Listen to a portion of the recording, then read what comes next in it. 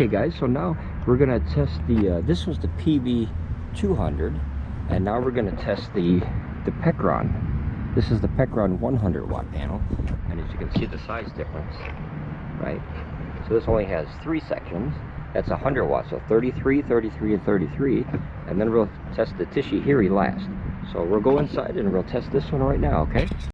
Okay guys, now we're testing the Pecron 100 watt foldable panel. Now you notice that on my configuration, see this little, this is an error. So what that means is that the polarity is now reversed. So I have to put in what I call, I haven't used the system in a while, this little panel. These are polarity reversers. You build them and then you basically put from this one to this one. See how simple that is? These are really good to have around, guys, because a lot of times when you buy a panel, you never know which one is positive and which one is negative to the configuration of the company. You know, their ideas might be different than yours. So see how that reversed it now? So it's a very simple little cord. Cost me about $1, but very, very handy, especially in this need. So now when I plug it in, you should see the system recognize it. And look at that, power input right away. So that's all it was. It was a simple misconfiguration. It's called reverse polarity. It means that the red is now black and the black is now red. It's kind of weird. All right, let's see. Let's let this go up a little bit. Remember, this is a 48 volt battery pack in here, 48 volt system. And the Pecron panel, actually we should have tested that. Hold on. Let's test it real quick, because I actually forgot what it was. I think it's an 18 volt. Let's see, let's turn this way. Okay, yeah, so it's probably working voltage about 18, so it's about 23 volts input. Okay, and then let's see. Put these bad boys back in there, and then let's see what it goes up to. Now remember, this is only a 100 watt panel. So it's a very small panel. So if we get, 70, 80 watts, that's about average for what I've seen for panels. We're already in the 81 true watts and 74, 75 converted watts. So it seems to be about average. All right, let's watch it here. So 82.7, 82.5, and then 75. Yeah, so that's, remember I said about that 75% range? That seems to be where these panels kind of hover. Even with the soup can technique, the panels seem to hover about 75%. So when you buy solar panels, guys, just keep that in mind. Do your wattage, your cost per watt, at about 75%, and then you don't get so upset when you buy the panel and say, hey, this is supposed to be 100 watts coming out of here. Well, that's in perfect environment conditions. And of course, they're probably going off this wattage rather than this. Now notice this is 83 and this is 75, so that's a pretty big jump when you're only dealing with 100 watts already. You'll take that extra 8 watts or so. That's a lot. That's 8% of 100. So let's go straight in now and take the meter off. It sure is fun testing this stuff with you guys. Oh, my cat heard me talking again, so now she's back in here again. You want to say hi? Okay. Yeah, when I say that, guys, she kind of learned to talk. It's kind of weird having a cat that listens. Dogs usually listen, cats usually don't. All right, so here we go. That one and that one. All right, so we'll put that there. And now we have that polarity reversed. Their panel is a little bit backwards than my panel. Now see, notice that it went up a little bit. Now that 1 extra watt that we gained from hooking this up probably went to run this little screen here. So these are very nice to have, but they do eat a little bit of power. Not much, but a little bit. That's 1% of the power. And when you're only dealing with 100 watts, you want every power that you can get. See how it went to 77 now? That bounces to 77.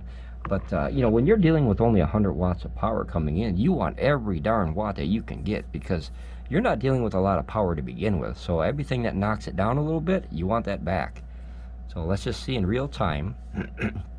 The neat thing with the 100 watt panel is the percentages are very simple to figure out, obviously, because you're dealing with a 100 watt panel right off the bat, hence 100%.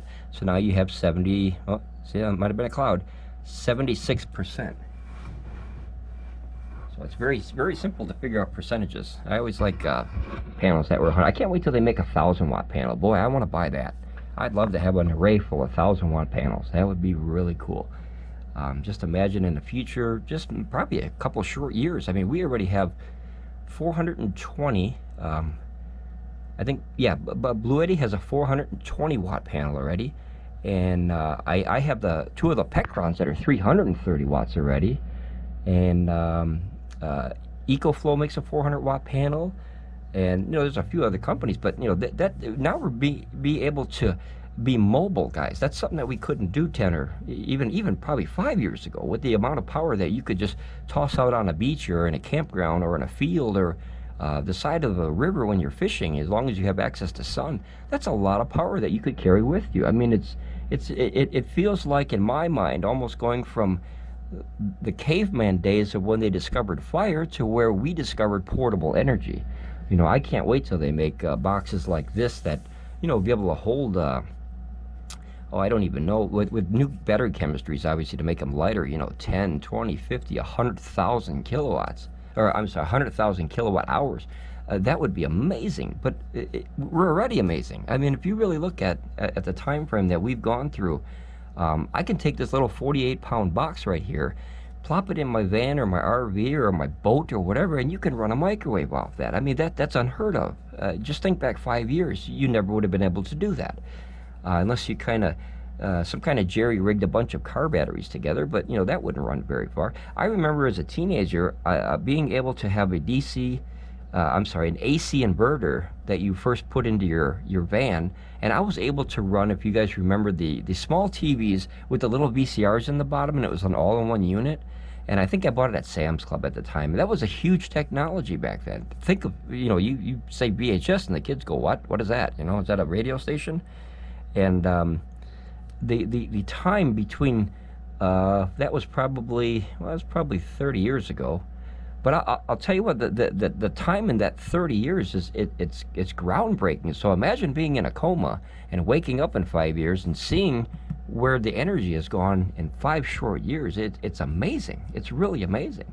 So being able to have that TV and VCR in my van, and literally, obviously a bad idea, watch TV while you drive, which it was in the back, of course, for the passengers, but it was so cool. It was groundbreaking because none of the friends that I had have ever seen anything like that. And I was always the gadget guy. I was the guy that tried to figure out, well, how can we do this and how can we do that? How can we build this and make this better? And so I was the guy that everybody kind of looked at to install their car radios or whatever, radar alarms, or all the crazy stuff that you put in a car. I mean, I had a fella put a microwave in a car once, and or a van, and I did it for him. I hooked him up. You get a power inverter, goes to your deep cell battery, but boy, you don't get much run time off a deep cell battery. Because those are made for boats. They're not made to put that kind of amperage out. So it knocks that battery's butt really quick. You can see how when a cloud or something goes over it, or possibly a bird or a shadow, it drops down real fast and then comes right back to its 75% average. Yeah, but there's very good stories I could tell you about all the stuff that we tried to either put into RVs or vans or stuff. And you always want to have this at-home feeling when you're not at home, of course. Like, I remember one time where I had a satellite dish and I had it installed on my van, so when I went fishing I could get the WWE pay-per-views in my van. Now this was probably, this had to be at least 25, 30 years ago. And I could watch the pay-per-views of the boxing events, the pay-per-views, on the side of a river while catching catfish or whatever was biting, or white bass, or whatever was biting that day. I didn't really care. Just being out fishing is a wonderful thing. And you would come back home and then plug your box back into the wall, into the phone, and then they would charge you for it. So it was amazing technology. And once again, my friends that I hung out with at the time, they've never seen anything like that. They're like, you could put a satellite on your car? Well, sure, you just you take it down when you drive, of course, but now they have satellite dishes on top of RVs like it's candy. It's an everyday occurrence. I mean, any big diesel pusher or Class A, those the big bus ones, they have 360 degree satellite dishes on top of there, and wherever they park, I mean, they could be in the middle of Montana or the middle of the desert, and they pick up satellite stations and watch movies. I mean, the times have so much changed with this energy stuff, and I want you guys to be here on the ground level when it starts to kick off, and you can actually power stuff that's really useful for your house or your family or emergency or whatever. And when I was a kid, when you had an emergency, you didn't have a cell phone, right? And you were probably miles away from the nearest neighbor. So when you're out fishing, you're SOL. That's unfortunate. But now the times have changed where you can pull out that tablet, you pull out a cell phone, you pull out a battery pack. You don't even need help anymore usually. You can just, help yourself. Your phone dies, you pull one of these out, you charge your phone, boom, now you got a ride home. So that's amazing that what 30 years will do in a life. But all right, we'll try the Tishy Harry next. This is 75 watts. We're going to say 77 was the max. I think it'll go a little bit higher on a cooler day. But I'm going to try the Tishy Harry 100 watts, so if you want to stay tuned for that, I'm going to put that video up as well today.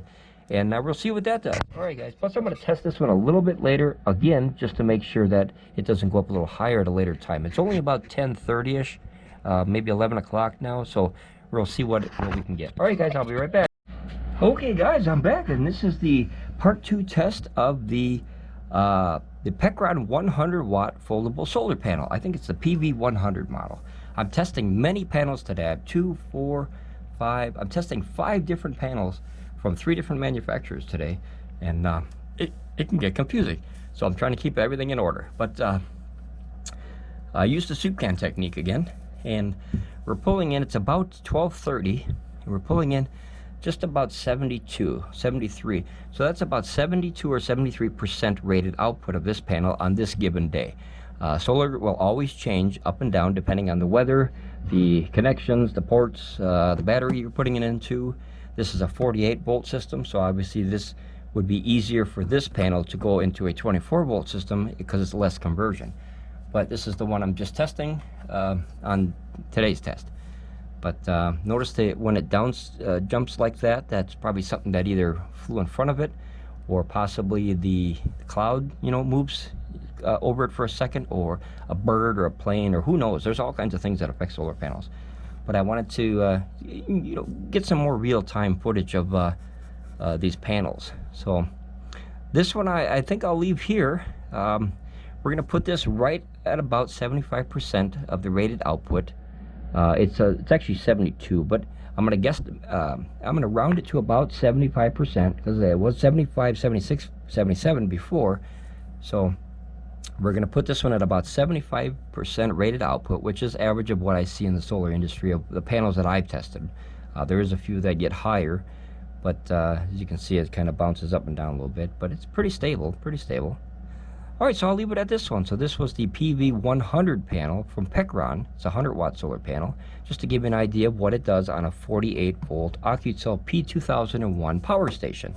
Alright, guys, ramble on, be safe. If you're not a subscriber yet, join the family, please.